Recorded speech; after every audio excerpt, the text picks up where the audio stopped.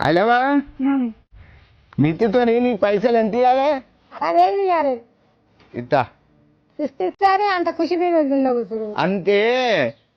రేవంత్ అన్న సర్కార్ వచ్చినాక నాకు 2 లక్షలు రుణమాఫీ అయింది. నీకు కూడా అయిందా? మంచిది. చాయ్ తీసుకో అలవా. అలవా నా ఇంటి దానికి చాయ్ తెమ్మని చెప్తే పాపం మన కళ్ళు మండుతుంటే దగ్గుకుంటా పొయ్యిలా ఉప్పు ఉప్పు అని ఊదుకుంటా తను పడే కష్టం చూస్తే మనసు బాధేసేది. ఇప్పుడు 500 రూపాయలకే గ్యాస్ బండ్ వస్తుంది. వంట సులువైపోయింది.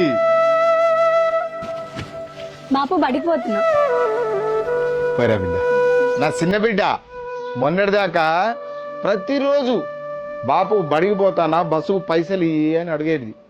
బాపు పడిపోతున్నా, బస్ టికెట్లు పైసలు.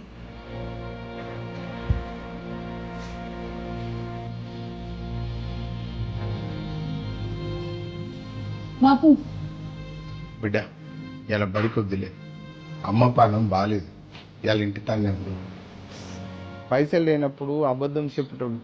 కానీ రేవంత్ అన్న సర్కార్ వచ్చినాక ఆడబిడ్డలకు ఫ్రీ బస్సు పెట్టిండు. నా చిన్న బిడ్డ ఆధార్ కార్డు చూపించి బడికి ఫ్రీగా పోతుంది బస్సులా.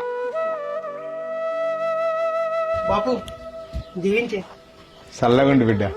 మొదటి రోజు సర్కారు కొలుగుతున్నా. మంచిది బిడ్డ. అలవా వాడు నా కొడుకు. నిన్నటిదాకా కొలువు కోసం ఆఫీసుల చుట్టూ తిరిగి తిరిగి పరేషాన్ అవుతుండే. రేవంత్ అన్న సర్కార్ వచ్చినాక ఇట్లాంటి వాళ్ళు ఎందరికో సర్కార్ కొలువులు ఇచ్చి అలా కలలు తీర్చింది. టిఫిన్ దేవాలనా? ఏందే రోజు సర్దిబువ్వ పెట్టేదానికి ఇలా కొత్తగా టిఫిన్ అంటాను? చాలా సార్లు పెసరట్టు చేయమని అడిగితివి. అప్పుడంటే కట్టెల పొయ్యి మీద చాలా కష్టం అయ్యేది. ఇప్పుడంటే గ్యాస్ బండ్ వచ్చి వంట చాలా సులువైంది. అందుకే చేసిన దా తిందు గాని. వస్తా. 500కే గ్యాస్ బండ, అంతేకాదు 200 యూనిట్ల లోపల కరెంటు బిల్లు కూడా ఫ్రీ. రా బిడ్డ రా. బాపు నా కాలేజీ కంపెనీ సెలక్షన్ లో నెలకు 65,000 జీతంతో ఉద్యోగం వచ్చింది. అమ్మకి చెప్పు, ఖుషి అవుతుంది. అభివృద్ధి అంటే ఇది, ప్రజాపాలన అంటే ఇది, నాయకుడు అంటే ఇట్టా ఉండాలి. ప్రజలు అభివృద్ధి చెందితేనే రాష్ట్రం అభివృద్ధి చెందుతుంది.